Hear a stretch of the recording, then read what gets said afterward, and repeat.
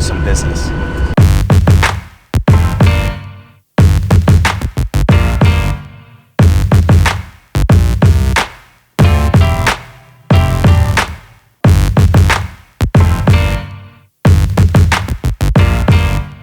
It's not private. See, everybody watches the show thinks I probably fly private, but I don't. It's just a waste of money. All right, so we just got to Arizona, Scottsdale.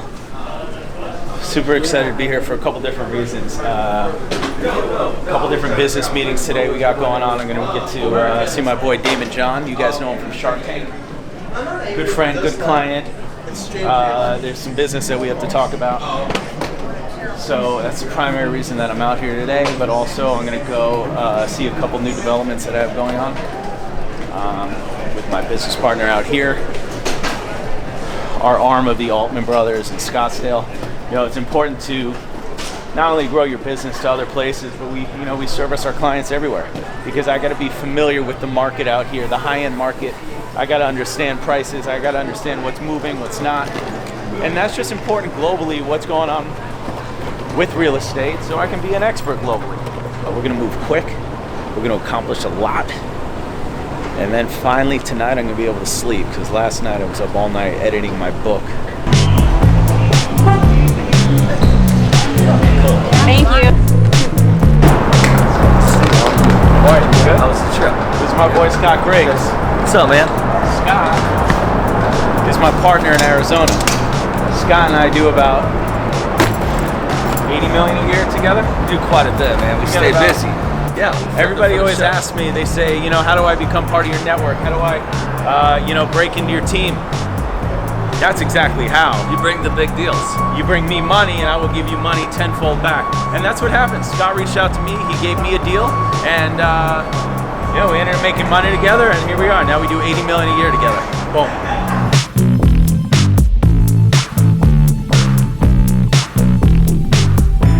Yo. When was the last time you've been up there? Not recent enough, so I'm gonna come sometime tomorrow. I want to go see it. Yeah, I really want to walk you through there and show you what I have in mind to kind of wrap it up, dude. Because I'm gonna be done with that place, dude, in February, March. It's over. All right, so what's your schedule like tomorrow? I really want you to tell me, like, okay, dude, do this and do that, and I like this, but don't do that, or you should add that. Like, now's the time, right? Yeah, now's the time. So I'm going to meet you there tomorrow. I'm going to hit you up in the morning, and we'll figure out a time. So that, for instance, that happens all day long. That's one of my biggest developers who I do a lot of business with. And what you just heard there was he wants me to come to his development site, walk through now, because he's got about another 3 to 4 months left. And he wants to get my feedback on some of the finishes. If there's anything we got to make changes on, we're going to do it now, because now's the time to do it before it's too late. All of my developers value my opinion as heavy as anybody else's opinion. I've been in the game a long time, and so I know more of what buyers want these days than anybody else on the planet, period. Look at this. Heather took Lexi to band class. So she goes and she plays instruments. Look at this, how cute this is. So we have about 4 or 5 of the hottest developments in town. Pretty much all of our developments are located in either Paradise Valley or Scottsdale, which is the highest price per square foot for those zip codes in town. We typically deal with anything luxury in town, which is we consider $1.5 million and up here. Can you believe that? Can you believe that? $1.5 million and up is luxury. That's why you have to leave LA sometimes, because you got to get brought back to reality. Because for us, luxury is, our average sale is 5 to 7 million. Luxury, you start thinking about like 10, 15, 20 million. You come here in Arizona, luxury is $1.5 million. All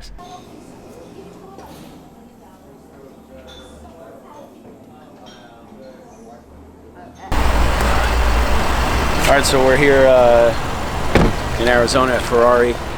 The reason we're here today is because we do a lot of business with different car dealerships in different areas. And whoever buys a 10, 15, $20 million house, most likely they're going to have something like a Ferrari. So at a lot of the open houses that we do out here in Scottsdale with my partner Scott, we have Ferrari team up with us. We have a bunch of Ferraris in the garages. We sold something super cool, these houses that had a garage that lowered down into the basement. So we did something with Ferrari with that. Let's go check out some Ferraris. Let's go.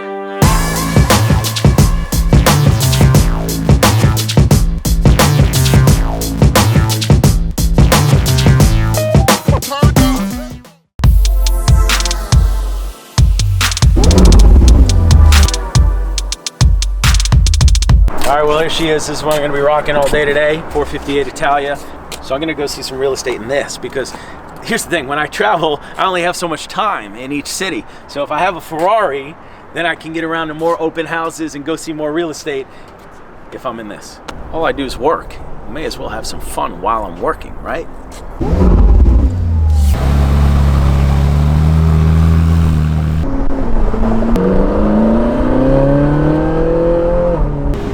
All right, so we're pulling up into a gated community that we represent.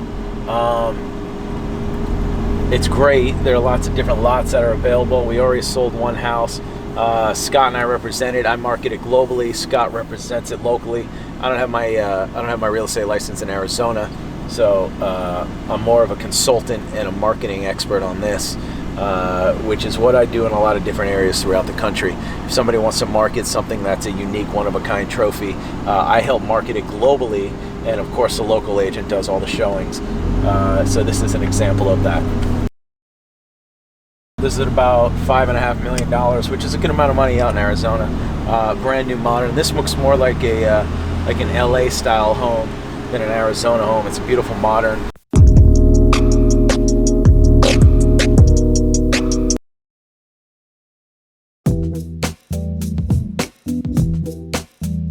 See, it's not how far you hit it. It's how you hit it. Yes. Boom. $1 million shot right here.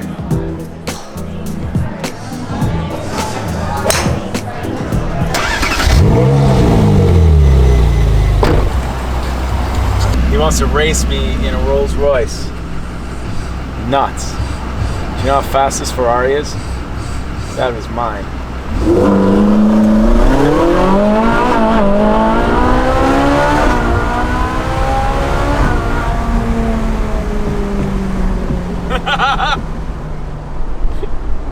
Oh my God. Woo-hoo-hoo-hoo-hoo. We're now gonna head over to the W Hotel. We're gonna go meet with my friend Damon John.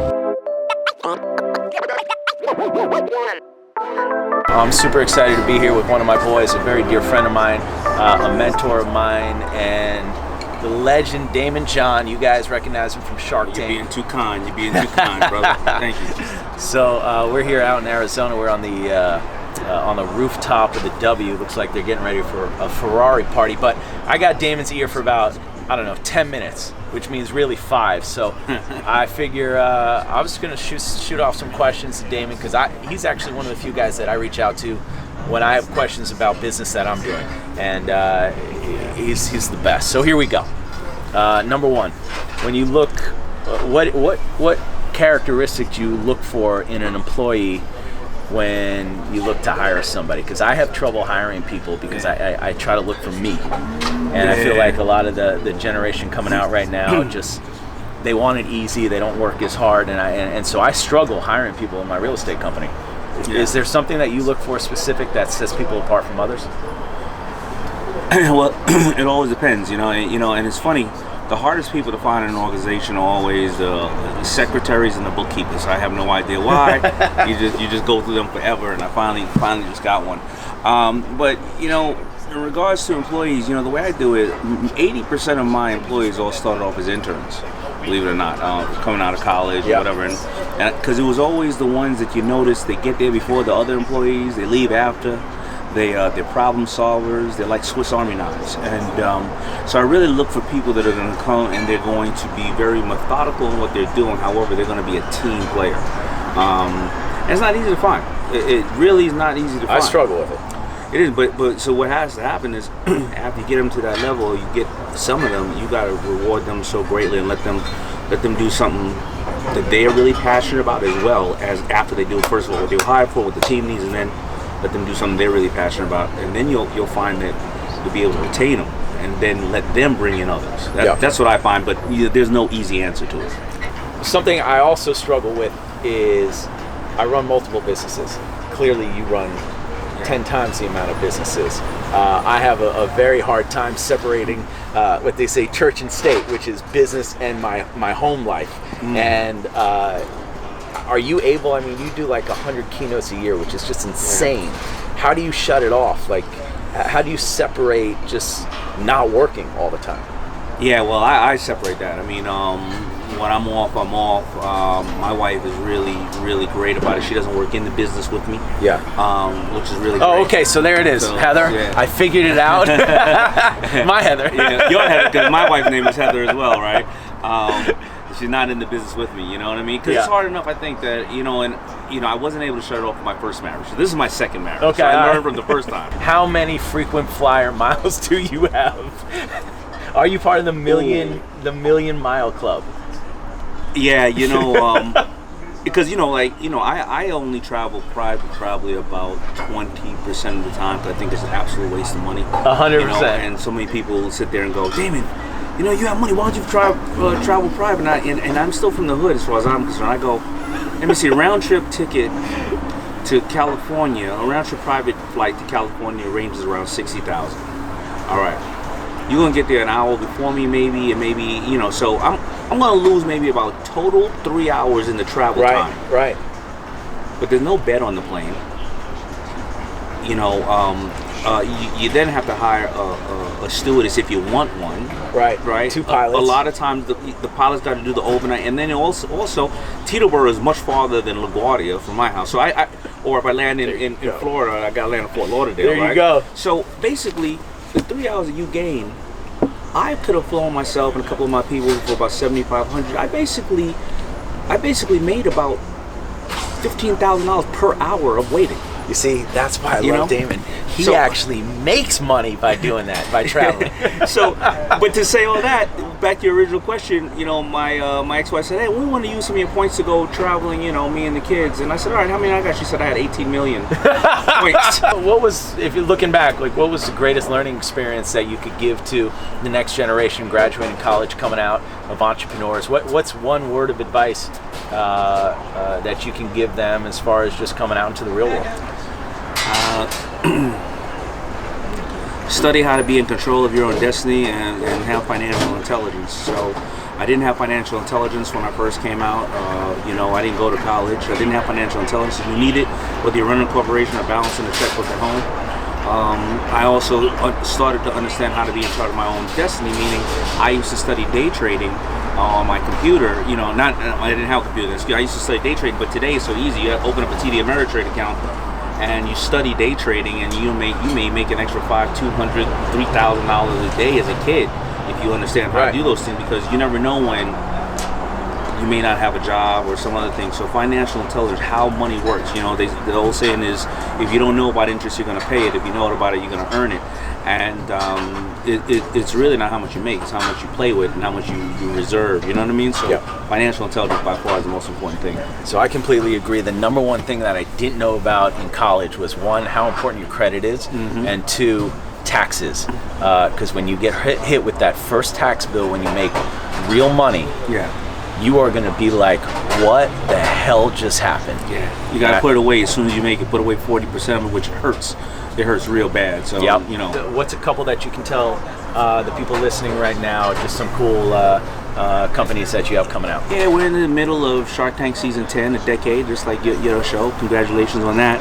Congratulations to you. Yeah, and I do a lot of digital curriculums. I have one called Daymond On Demand, where it teaches all these things that you and I are talking about. I saw it. The website is sick. Yeah, the 20 years of landmines I stepped on, I kind of threw them out there so other people don't step on them. And all those investments in Shark Tank, of course, I got to keep up with those things. So those are the main things I'm doing right now. I'm probably going to start working on my fifth book at the time, and just get it cracking. Now, and listen, I got a 2-year-old at home now, so So that's my job too, staying healthy. He's and got being the around. cutest little girl, Mila, a little older than my girl, and they haven't met each other yet, but Yeah, they will though. they will Well, for in sure. California, for sure. We're gonna I gotta have some sons to make sure that they're protected, you know. All right, cool. Rise and Grind. I heard it killed it. Yeah. Amazing book. I loved it. What was your favorite part about that book? You know what? I think my favorite part about Rise and Grind was when I interviewed a guy named Eric who was born with no arms and no legs, and he became a wrestling champ in school, and he also climbed Mount Kilimanjaro with no prosthetics. I think I've seen this Yeah, the on dude is YouTube. ill. Dude is ill. And what I found interesting is that when he lost his first 40 matches in high school or college as a wrestler, because he had no arms and no legs, and Yeah. But when he started winning, everybody said he had he had an unfair advantage. Right. Because if he was pinning kids who were 120 and he was at 120, technically, he was pinning kids lighter than him, because if he had arms and legs, he'd be at 160. Unbelievable. How you get hated on because you had no arms and no legs? Unbelievable. Ain't nobody else out there wanted that disadvantage. Oh my God. So it just reinforces that hate is just, the people will just hate no matter where you are in life. Yeah. As soon as you start winning, they hate.